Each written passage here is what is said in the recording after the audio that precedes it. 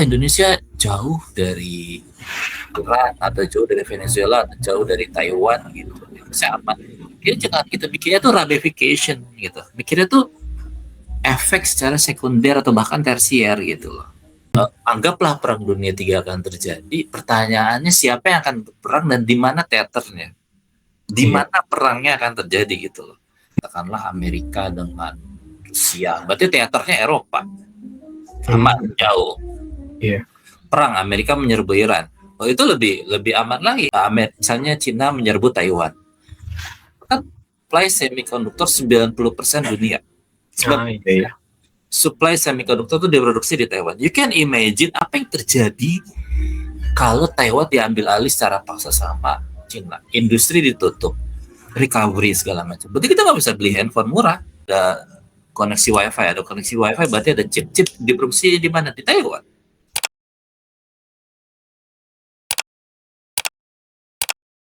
The second question, apakah Indonesia akan aman? Secara geografis mungkin ya. Tapi kita amannya dari konflik Amerika dengan Iran. Kalau Cina mau nyerbu Taiwan atau Cina akan nyerbu Laut Cina Selatan, who knows? Iya. Aku tuh selalu ngeliat ini Mas, kalau perang tuh biasanya negara invasi itu bakal nyiapin perimeter ya Mas. Maksudnya kayak Jepang invasi Hawaii justru tujuannya bukan mau nginvasi Amerika, tapi nyiptain perimeter karena dia mau nginvasi Cina. Kayak gitu ya Mas. Persis. Memandangnya begini, memandang Indonesia aman dari konflik apa enggak, itu kita harus pakai mekanisme berpikir ala catur. Main catur itu kan kita pakai pembuka kan. Kita pakai pembuka, buka pion dulu, kita keluarin kuda, kita keluarin benteng, terus segala macam dengan tujuan mengamankan. Kita punya 2 tujuan. Satu, mengamankan raja kita. Kedua, nggak bisa lawan kan. That's satu, mengamankan capital kita, mengamankan ibu kota kita. Kedua, kita striking capitalnya lawan. Gitu loh. Nah, kalau kita mau ngambil hipotesis, jadi anggaplah diskusi ini kayak diskusi di warung kopi, tapi diskusi yang agak educated dikit gitu ya. Anggaplah perang dunia 3 akan terjadi, pertanyaannya siapa yang akan berperang dan di mana teaternya, di mana perangnya akan terjadi gitu loh. Nah kalau menurut saya, kalau ada perang terjadi katakanlah Amerika dengan Rusia, berarti teaternya Eropa, aman jauh. Perang Amerika menyerbu Iran, oh itu lebih aman lagi karena teaternya sudah pasti Persia, paling efeknya secara ekonomi gitu. Atau misalnya Amerika perang dengan Venezuela, akhirnya benar-benar diserbu misalnya, diambil paksa oil, minyaknya apa segala macam. It's still too far secara geografis di Indonesia. Tapi apapun yang terjadi, kalau ada perang besar ini kan tidak berarti harus worldwide atau global skalanya secara konflik. Tapi kalau misalnya perang Amerika dengan negara lain yang besar juga kayak Cina, itu pasti ada efeknya buat Indonesia, at least secara ekonomi. Contoh, Amerika perang lawan misalnya Cina menyerbu Taiwan, kan supply semikonduktor 90% dunia. Supply semikonduktor itu diproduksi di Taiwan. You can imagine apa yang terjadi kalau Taiwan diambil alih secara paksa sama Cina. Industri ditutup, recovery segala macam. Berarti kita nggak bisa beli handphone murah. Harga handphone akan naik. Harga semuanya, apapun yang kita lihat dan gunakan di zaman sekarang itu diproduksi dengan semikonduktor di dalam. Apapun yang kita beli, mulai dari handphone, mulai dari komputer, apa segala macam, mobil, you name it, apapun itu, mesin kopi aja kadang-kadang ada koneksi WiFi. Ada koneksi WiFi berarti ada chip diproduksi di mana? Di Taiwan.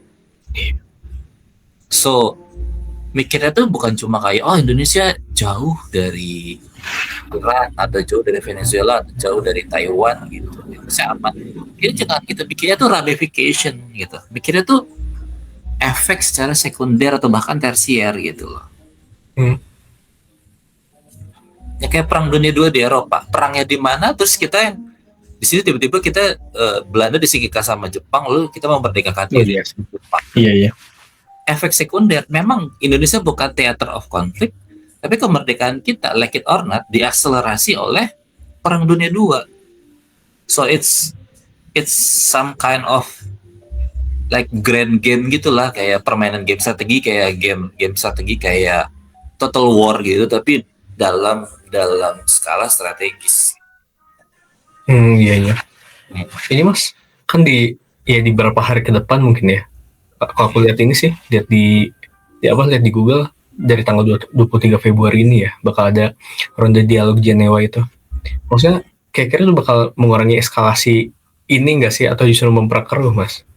Maksudnya dia kan negosiasi nuklir Iran dan Amerika dan sebagainya. Apalagi mungkin secara hardcore-nya Amerika udah naruh kapal perang paling besar dia di Teluk gitu, Mas. Jujur aja, sisi optimis dari saya, karena saya harus optimis ya. Sisi optimis dari saya akan menyatakan this better work gitu loh. Ini harus jalan dengan lancar. Mudah-mudahan the next round of nuclear talk between Iran dan Amerika berjalan dengan lancar. Tapi saya mikir secara real politik enggak. Sekarang yang tadi disebut ada 5 kapal besar Amerika beredar di Teluk. Jadi kalau kita mau lihat bagaimana negara beraksinya tuh lihatnya bukan cuma dari apa yang dia katakan, tapi di mana kapal perangnya berada.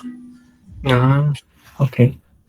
Jadi terlihat aksi. Jadi ini juga saya belajarnya dari hukum internasional juga. Hukum internasional itu menyatakan bahwa sikap negara di bidang hukum internasional itu bukan cuma dari apa yang dia katakan, tapi juga apa yang dia lakukan. Iya.